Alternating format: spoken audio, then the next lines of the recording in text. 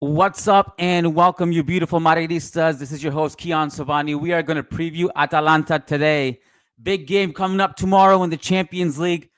Also, just nice to be back from Toronto. Toronto, as you guys know, my second home, has a very, very important place in my heart. My heartfelt gratitude to everybody who came out to our show in Toronto over the weekend. We did a show on Friday. We did a show on Saturday, and I just was honored to be in your presence, all of you. Mehedi, thank you for your help. TAC Sports, shout out to you guys because you guys did such an amazing job sponsoring our event. We are eternally grateful to you guys. TACsports.ca, if you need to enroll your children or yourself into an academy, TAFC Academy, go to TACsports.ca. They hosted our podcast. We played pickup footy, and we got a lovely recording space, and it was just a ton of fun. TACsports.ca. That's where you guys go to enroll your children if you're in Toronto, Ontario. And also a shout out, as always, to our presenting sponsor, Moji-Mates.com. That's MOJI-MATES, Moji-Mates.com.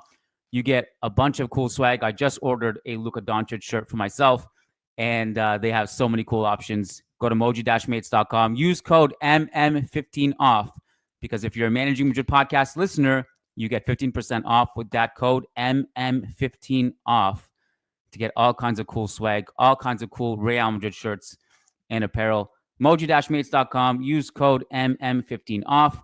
We're going to jump in. In about 25 seconds, Jose Perez is going to join me to preview Atalanta. Let's get it. Nice article in the Managing Madrid blog. Wonderful lads that do a great job there.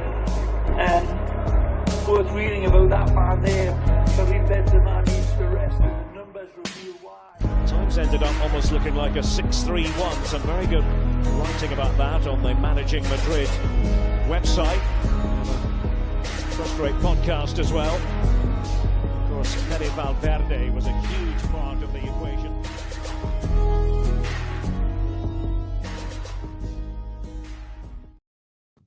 Look who's here, Jose Perez. Welcome to the show. How you doing? Hello, Kian. Hello, everyone. Yes, nice to be here for another Champions League preview.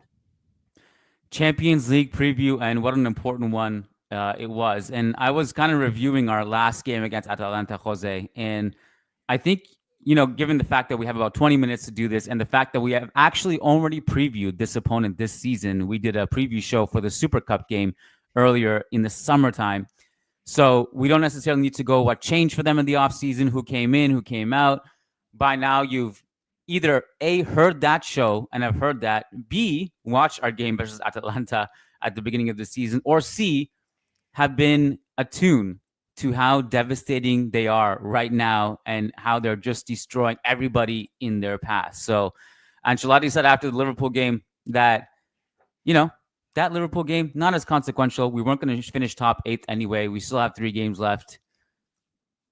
One of those 3 games is tomorrow, and it's against a damn good opponent at the top of the Serie A standings, Jose. Yes, I mean, the thing that at least gives me a bit of peace is a bit like that even if this game is lost, right now the bar to make it through as number 24 is probably low enough that, say, you win the last 2 games and you still make it. But I mean, of course, if the game tomorrow is not won, that will put the full club in panic mode regardless. So we know for sure the club will go a bit into panic mode if tomorrow's game is lost. So ideally, we'd prefer not to be in that situation. Like, I think if we lose tomorrow, you can still make it you can still finish above 24th, but it's not going to be pretty. And of course, that's just more and more and more pressure. But yes, tomorrow's opponent is a pain. They are currently the most informed team in Italy, most goals, most XG. It's also like kind of an evolved. I'll talk a bit about that later, but it's a bit of an evolved Atalanta defensively compared to previous years. But yeah, they're generating a lot, and it's going to be a pain to defend against them. Their last 10 games, Jose, or actually last however many games. I'll just go back as far as I go back, and when I get tired, I'll stop going back. A 2-1 win over Milan on Friday. Before that, a 2-0 win away from home against Roma. Before that, a 6-1 win away from home against Young Boys in the Champions League. A 3-1 win over Parma away from home. A 2-1 win over Udinese at home. A 2-0 win away to Stuttgart in the Champions League. A 3-0 win over Napoli away from home. 2-0 win over Monza. 6-1 win over Verona. And you have to go all the way back to August 30th to find their last loss this season. Last and only loss, by the way. Or sorry, two. They lost 2 in a row at the start of the season, and then they haven't lost since August 30th. So a team in form. What would you say has changed since our Super Cup meeting between them? Has anything changed? Are they just doing the same things but more efficient and more lethal and better defensively? Fill us in, fill the gap for us. I feel that that's a good summary of it, because I think that it's not that different of a version from what we faced at the beginning of the season. They've just solidified it's just like when we met them, they were still figuring out what's going to be the weekly game plan, and right now they've figured it out, and they're kind of a machine running very consistently week to week. When we first met them, they were still looking for that consistency. Now the 11 is more like the 11 is very well defined. The system is very well defined. And again, they were still figuring out how to attack at a very high level, how to defend at a higher level. Now it feels like they figured most of these things out. So the game plan now is quite solid. And I think there's been Atalanta being good in offense is not a big surprise. I think the big surprise is a bit defense. So they're like 4th lowest XG conceded in the league. But the more important thing here is that Atalanta have modernized. I think they were rather an old school pressing team in that they like pressing man to man. That was one of their things. And now the system is more modern. And it means that it's more what we call a hybrid pressing scheme, which is that they are mixed between man-to-man versus zonal, and it means the team is now a bit more passive, which in some ways makes them a better defensive unit. Because before, if you wanted to beat Atalanta, usually what you had to do is, if you have a very good 1-versus-1 player, they could really make a mess with their man-to-man system. If you if you did the right player combos, you would also mess up their man-to-man. Now they do actually defend sometimes in zones. They do hand over, like the players do actually switch zones. And now stuff like running in behind their defensive line and this 1v1 stuff that was super effective against them, now it's less effective. So it's harder to damage them now. So what's interesting, Jose, when I was reviewing the Atalanta game from earlier this season in the Super Cup, was that my memory told me that it was a difficult first half. We struggled with the press. And then the second half, and by the time at that juncture, I mean, it was so early, right? It was the first time we had seen Mbappe. We barely had a preseason. A lot of people were just kind of returning and trying to find their feet. So there was a lot of this is going to take some time. And we looked fine, all things considered, against a strong opponent. And Mbappe got his first goal. And I remember noting at that time, because the second half was better in part because Atalanta really had to push open, and we scored again. And I remember thinking wow, this team, Real Madrid, is going to be so hard to stop if they go up a goal, because if you open up against them in transition against Mbappe and Vinny and Rodrigo and Jude, it's going to be so hard to stop them. And obviously in practice, it hasn't really worked out that way as we've seen with the season unfolding. But one of the things that stood out to me in that game in particular, they had a very, very efficient man-to-man high press. And there was one stat in particular that I had forgotten about until I went back to my notes. Thibaut Courtois in that game completed 0 of his 16 long ball attempts. And of course, I'm not pinning that on him. It's not a stat to kind of to say that he's a poor long-range passer necessarily. It's more to say that he was forced to just hit the ball away from danger a lot and without really any clear outlets to hit. And we weren't really prepared to escape the pressure. And I wonder how we deal with that tomorrow. And I'm wondering if you think that maybe from the Girona game, was there anything that you saw as an encouraging sign? Yeah, so one of the things here, as you mentioned, like their press can be very frustrating, and their thing is actually, so before they would press you even more aggressively, they would press the keeper, press the center backs. Nowadays, they're more passive. So what they do is that instead of trying to block, like instead of trying to go directly at the center back, they let the center back pass to the midfielder, and they want to block. Well, they don't let it. They want to block that pass between the center back and the midfielder. That's really the thing that they're now focused on blocking. So now, like the forwards, instead of going directly at the center backs, now they stay a bit back. They want to block the passing lane to your midfielders. And that's going to be our pain tomorrow, basically. You're going to have these situations where the fullbacks or our center backs want to pass to the midfielders, but they cannot find the passing lane because Atalanta is blocking it. So you're probably going to be forced into a long ball. And then do we have the people up front to win a long ball? No, for the most part. So that's going to be the complicated situation. I think what they will do will force us a lot into a long ball kind of game.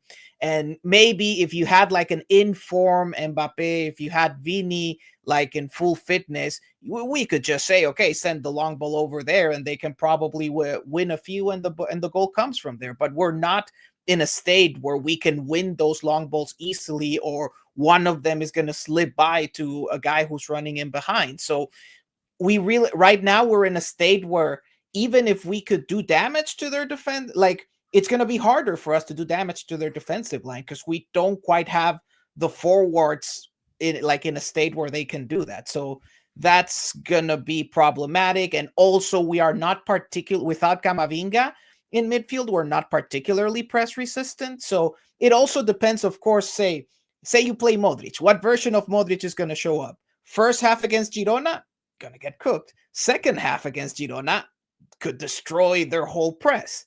So it's a bit of a so it's a bit hard to predict.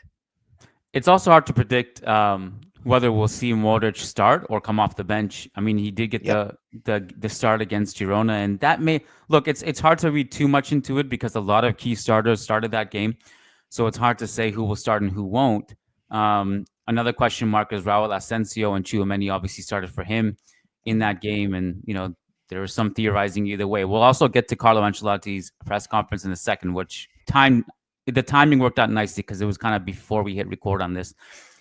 The front three of Atalanta look great this season. So between Retegui, who we did talk about in our previous show in the summertime, Lookman, and CDK. I say CDK because I'd rather say CDK than try to pronounce his name.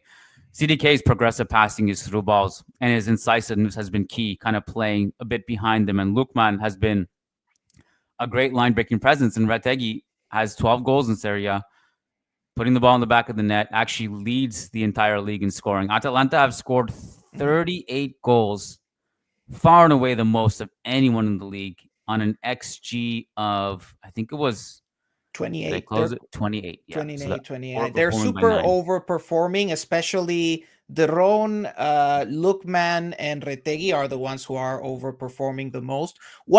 I think the 11 for Atalanta is very well defined. The only big question will be, are they going to do the same thing they did against us and they do against a lot of big opponents like they did against Milan, where they leave Retegui as kind of an impact sub, and then they start Pasalic instead, which is a decision made more because the thing with Retegui is that he's a scorer, and if you want to have good box presence, you put him there, but he doesn't get involved in possession too much. So if you want to have more possession, a bit more control with the ball, a lot of the time Gasperini puts in Pasalic instead.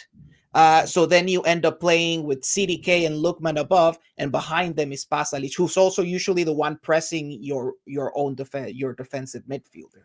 So that's usually the setup. That's a setup we see a lot from Atalanta against big opponents. Sometimes, like against Arsenal, they actually started Retegui and then just pressed with their highest scoring front three. But if I had to guess, I think they're going to do something similar to what they did with Milan, and Pasalic will start instead of Retegui. And then Retegui is going to come in the second half trying to see if he can come in as an impact sub.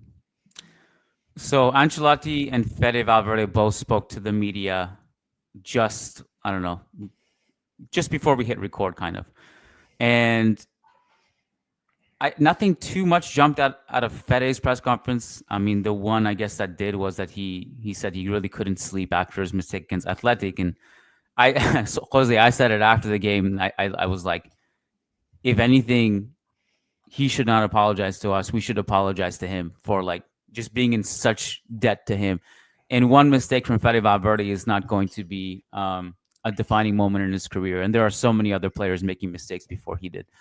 So that was one thing. But Carlo was talking about Vinny, and there were conflicting reports in Spain about whether Vinny would be back in time. And of course, part of those is because Carlo himself said that Vinny would be back. And he said it over the weekend. Today, he said, we're not sure. Him and Rodrigo both are at the kind of same doubt level. Everyone else is pretty clear cut whether they can make it or not. Vinicius and Rodrigo were not sure. So if I had to guess, we're going to get the same attack as we did against Girona. Yep. With the one exception being if Vinny is back, they're going to put him in the starting lineup for probably Arda. Mm-hmm. So let's say worst case scenario, Vinny is not back. We go with Mbappe, Jude, and then we get Arda in kind of a deeper role. We get kind of something similar to what we did against Girona. How do you like that attack? Did you like that attack against Girona? And how do you think that fares against Atalanta? Yeah. So with the attack, it's so like, again, with Real Madrid this time, it depends a bit. Like, are we getting first half versus Girona or second half versus Girona? Because of course the first half is not gonna beat anyone, and certainly not Atalanta. It's gonna be difficult unless Jude has a very active game running in behind.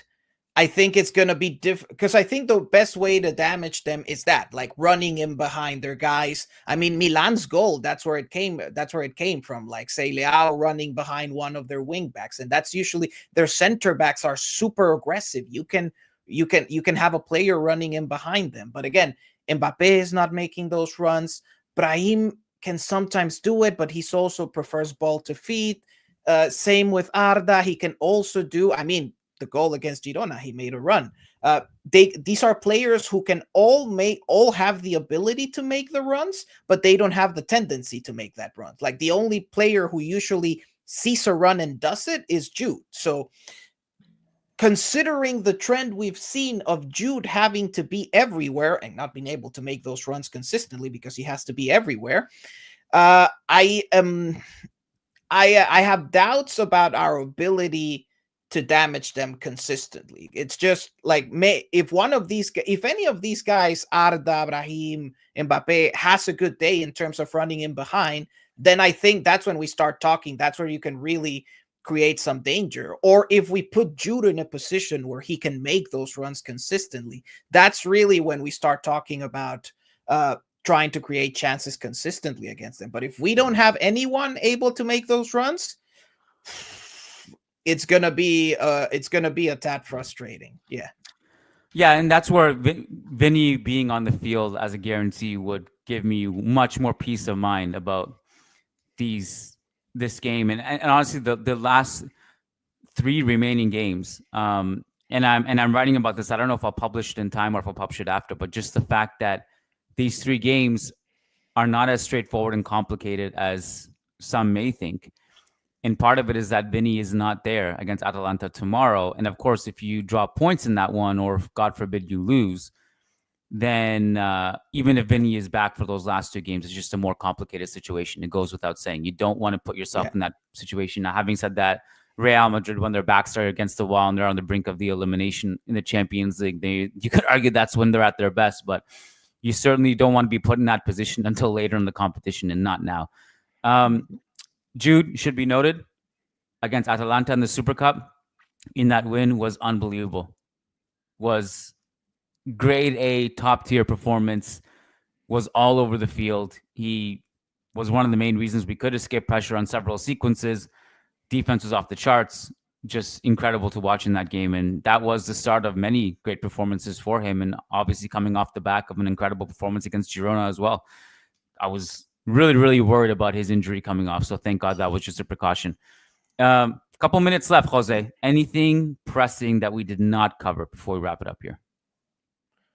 No, I think at least in terms of doing damage to Atalanta, those are the basics. If you cannot run it's in a way it's kind of similar. I think Atalanta is a better pressing team than Girona right now. So, but they do have kind of similar drawbacks in the sense that, for example, what happens with Atalanta? They can be very annoying when they press you, but if you overpass that first line of press, then what's left there is a bit messy. They defend, like when they have to track back and everything and recover in that emergency mode, they are a bit messy, and you can find spots from where to shoot. Like, so you overpass the press, you have a guys running at them, and then I can perfectly imagine a scenario where, okay, Brahim runs at them and then does a pass, like kind of a cutback to Jude, who is behind and without anyone there marking to score. Like, these are situations, if we, like the few times you overpass their press, there will be openings for say Jude to show up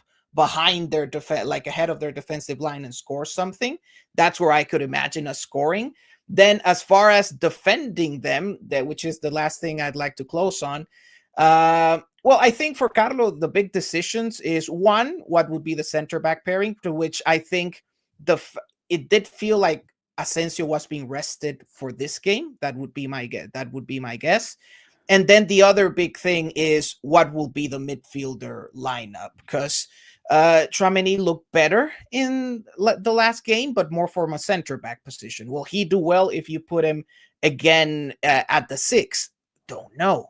Like, in a way, it's a bit weird because it feels like our most reliable players against pressure right now are, in a way, Ceballos, Modric if he has a good day, and of course Jude is a bit different from Kroos and Modric, that he's not going to make your whole team press resistant, but he will have isolated moves where he can beat the press. So those are kind of the players you can trust in this situation. And this is also to say, I'm not against starting Ceballos against a pressing team like this.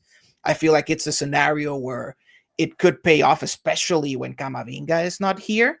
And I would be, like, right now, my personal preference would even be starting him instead of Tchouaméni. But again, Carlo has his players he trusts. I would bet on Tchouaméni starting at 6 over, say, Ceballos or even Modric. So, and if that's the case, we'll have to hope that he has a good day on the ball. Because if he doesn't, oh boy, it's going to be suffering.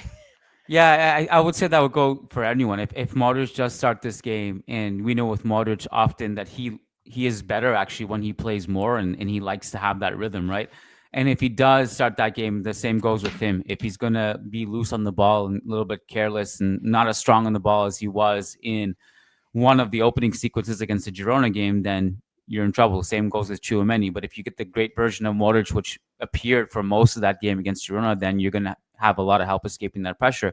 And on Tchouaméni, I think I just would be very surprised if we saw him on the bench in a big game like this. Me too. Which means, and that's because Carlo's trust is more zoomed out. He doesn't go based on form. He goes based on trust. And so his trust in Tchouaméni is higher than what we see in Tchouaméni's form, if that makes sense. So he's either going to start over Asensio as a center back, and that means you're probably going to get Modric and or Ceballos in midfield, or he's going to put Asensio back in the center back position and then Tchouaméni as a 6. And that would be it's a less complicated decision because of Camavinga's injury, as you put it earlier. We're going to wrap it up here. Tomorrow, we got Atalanta post-game show, and that's only for members. It is the biggest game of the month as deemed by us, the authoritative stance. It's the biggest game of the month. Atalanta tomorrow. If you want access to it, go to patreon.com/managingmadrid. Alternatively, you can hit join on the YouTube memberships tab on this channel. Jose, thank you so much. You're a legend. The Thanks, scouting is second to none. We love having you on the show as much as possible. And we'll see you guys tomorrow. Thanks, guys. Peace out. Thanks. See you guys.